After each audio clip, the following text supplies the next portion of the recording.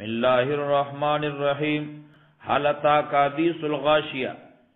یقینا راغل لیتا تا خبر د پټون کی مصیبت یا هل اتاک آیا راغل لیتا تا حدیث الغاشیہ خبر د پټون کی سیز وجوهن چډیر مخونه و یوم ذن پدار ازبان خاشعتن اجزوی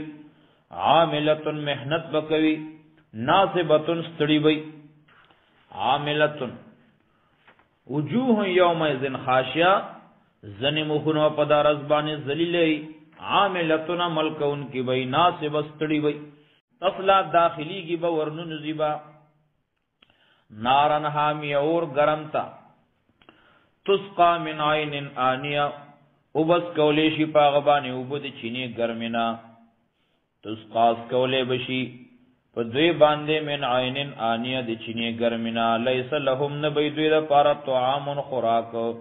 الا من ذری مگر ان خطن کے پمرائی کے الا من ذری مگر د غن ازغدار بوټینا لا یسمنو چنو په سربیږي نو په غټیږي ولا یغنی نو فائدہ ور کوي من جود لګینا نو په لګو ختميږي وجوهن ډیر مخون بایو میزن پدارز باندې ناعمان نعمتون والی تر تازه وي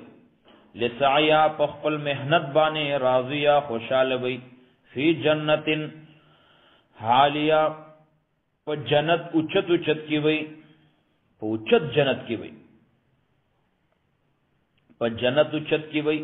الله تسمو نابوری فیا پدے کے لاغیا بے پیدے خبر فضل خبر فیہا پدے جنت کے عینن جاریہ چین وی روانہ فیہا پدے جنت کے سررن تختہن دی پالنگن دی کٹن دی مرفوعتن اوچت کڑیشی پورتشی اوچت دم کنا وقوابن او پیالی دی موضوعتن خود لیشوی اقواب یا اقواب گلاسون بی پیالی بی موضوعتن خود لیشوی ونمارق او تکیاگانی بی بالختن بی مصبوبتن سب کلیشوی پا قطار سر خود لیشوی وزرابیو دری بی قالینونا وزرابیو بستری بی قالینونا بی مبسوستن خوار کلیشوی غڑولیشوی حچا دما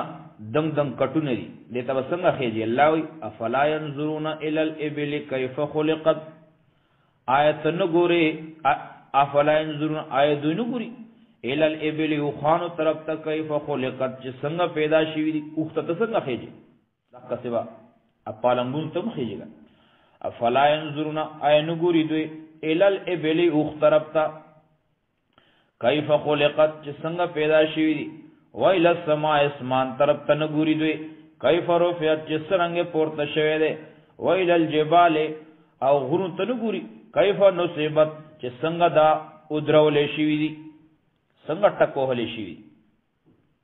ویل الارض ازمک طرف تدوی نگوری کیف سوتیت چی سنگ دا غڑولے شوی دا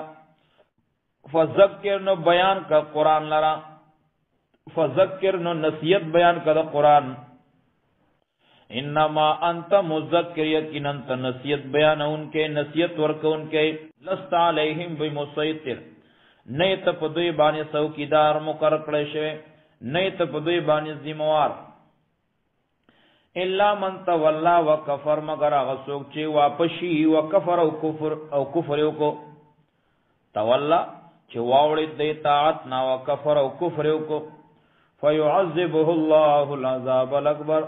نو عذاب ور کی دت اللہ تعالی عذاب ډیر لوی ان الینا ایابهم یقینا زمون طرف ته واپس رد دوی ثم ان علینا حسابهم بیا په مونږ باندې حساب کتاب د دوی دی